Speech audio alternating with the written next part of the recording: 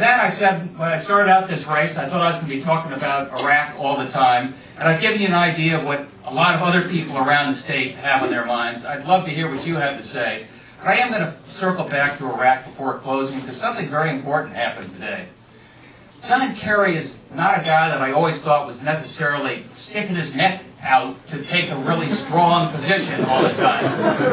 But today, he did. You know, before, it was Jack Murtha and Lawrence Korb and a couple of very bright, patriotic Americans who stood forward about 6 months ago and said, stay the course is not a winning strategy in Iraq. In fact, our very visible military presence stuck in the middle of the Sunni Triangle, 132,000 troops in the middle of a civil war, is making the situation worse. Don't listen to me, listen to General Casey. Remember what he said? It's fueling the insurgency.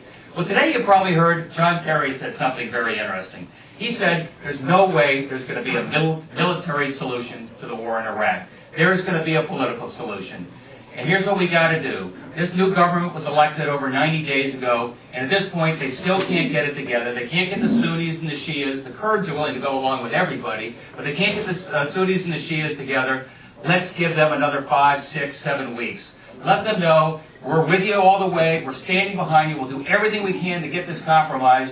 But if you guys don't want peace, if we want peace more than you do, if we want this unity government more than you do, it's time for us to start heading home. We gave these guys a benchmark. We gave these guys a deadline. And we're going to see whether this is the type of thing that can finally get the Shias and the Sunnis side by side to work slowly towards a unity government.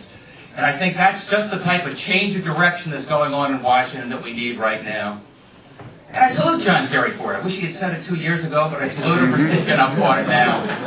Hey, look, I'm going around the state. I'm going flat out. When I got into this race early on, I said, we are going to rock the boat, and the boat needs rocking. Let me tell you now, we're going to win. We're going to win because when I go around the state, people really want to change. They don't think this government is serious about the big issues of the day. I can tell you people want a primary, they want a race, they want a choice. Wherever I go, I say, can you even name anybody that's challenged Joe Lieberman or Chris Dodd in a Senate race? These guys punch the clock every 6 years, and then they go back to Washington, and sometimes you don't see them again.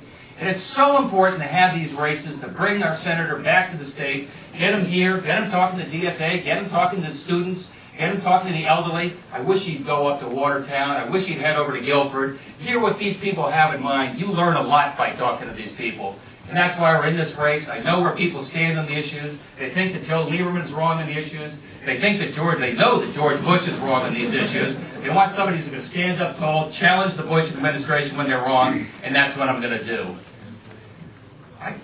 As I often say, you've heard it before, not everybody is totally enthusiastic about having a primary challenge. There's some who have told me amongst the party brass, Ned, don't jeopardize a safe seat. Well, my response is that Connecticut is a progressive state, and you're not going to lose a senator. You're going to gain a Democrat. We're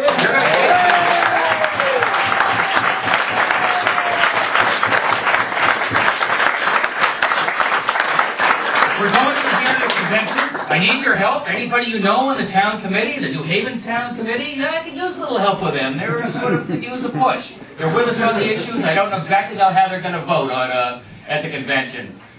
Go to the other neighboring towns if you're from there. Start rocking the vote a little bit, saying we want our point of view represented. I need 15% of the vote. I'll tell you, if it was a private ballot at that convention, we'd have a majority of the delegates. I know we would. But you got to stand up. People are counted. We're going to see how it goes.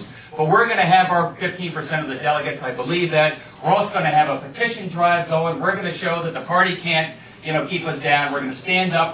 People are going to speak. They're going to say, we want this race to keep going. From there, we go to an August 8th primary. And that's a race, and that's a battle, I think, for the heart and soul of the Democratic Party. Who are we as Democrats? What do we stand for? Where do we want to go? Let's have the old-fashioned debate, and let's send them a message on August 8th, 90 days before the general election, that the Democrats are going to win. Real Democrats are going to win. We're not going to win by being Republican-like, but being proud Democrats. Anyway, that's my pitch. Thanks, guys.